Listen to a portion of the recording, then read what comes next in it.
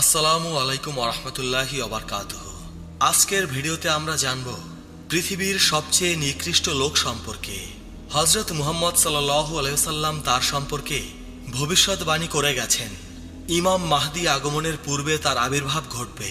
পুরো বিষয়টা অনেক জটিল, তাই আশা করব ভিডিওটি মনোযোগ সহকারে দেখবেন ইনশাআল্লাহ।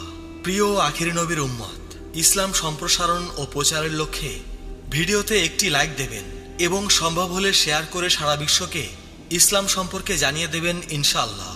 ভিডিওটি শেষ পর্যন্ত দেখলে আরও জানতে পারবেন মানুষ কখন ইমাম মাহদীকে খুঁজতে বের হবে।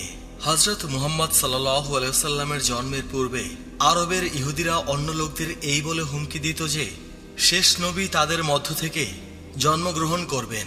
তারপর ইহুদিরা সেই নবীকে সাথে নিয়ে সবাইকে কচুকাটা করবে।